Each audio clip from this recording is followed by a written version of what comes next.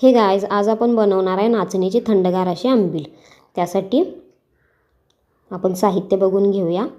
हे बघा, इथं लसूण आहे 4 ते 5 पाकळ्या, जिरं, मीठ आणि हे 4 ते 5 तास नाचणीचं पीठ ना ताकात भिजवून घेतले मी। रात्रभर जरी भिजवून घेतला तरी चालेल।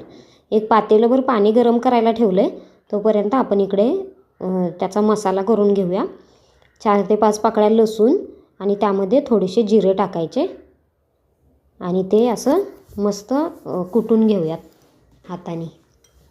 हे बघा, इथं पेस्ट बनवून तयार आहे। आणि आता आपलं पाणी थोडं गरम झालेलं आहे। यातलं एक ग्लासभर पाणी आपण गरम काढून ठेवूया। जर आंबील जर घट्ट झाली तर त्यामध्ये वरून असं ॲड करता यावं पाणी गरम, म्हणून असं थोडंसं मी काढून ठेवलं। हे बघा, आता या हे पाणी पूर्ण उकळू द्यायचं आणि ह्यामध्ये नाचणीचं पीठ जे आपण ताकात भिजवून ठेवले 5 ते 6 तास, ते आता यामध्ये ॲड करूया आपण। हे बघा, अशा पद्धतीने हे ॲड करायचं आणि याला पूर्ण असं व्यवस्थित शिजवून घ्यायचं। हे बघा, हे सगळं मी घालून घेतलं यामध्ये आणि आता याला चांगलं असं पाण्यामध्ये हे पूर्ण शिजवून घेऊया। हे बघा, अशा पद्धतीने हे पण असं उकळतंय। नाचणीची आंबील उन्हाळ्यामध्ये उष्णता कमी करण्यासाठी शरीरातली खूप उपयोगी असते।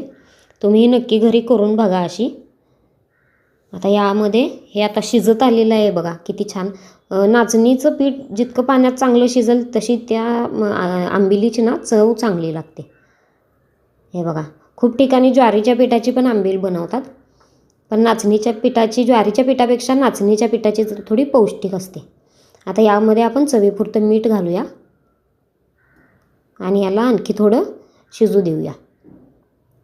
आणि लास्टची स्टेप आहे, यामध्ये लसूण आणि जिरे घालायचे। लसूण आणि जिरे लास्टलाच घाला, त्या आंबिलीमध्ये थोडासा कच्चा लसूणच छान लागतो। आता इथं आपली आंबील, हे बघा कन्सिस्टन्सी बघा ह्या आंबिलीची किती छान अशी झालेली आहे। इथं आंबील आपली तयार आहे। ही थोडी थंड करायची आणि आता याला सर्व करूया। हे बघा, एका ग्लासमध्ये मी थंड झालेली आंबील आहे ही नाचणीची, ती घेतली, म्हणजे नॉर्मल झालेली आहे। तुम्ही फ्रीजमध्ये जरी ठेवला तरी चालण्यासारखं आहे। आणि ह्यामध्ये थंडगार असं ताक घालायचं। वा, आणि आता त्यामध्ये थोडासा चाट मसाला टाका। चाट मसाला नसेल टाकायचा तर स्किप केला तरी चालेल, असंच पिला तरी चालेल। हे असं छान असं ढवळून घेऊया।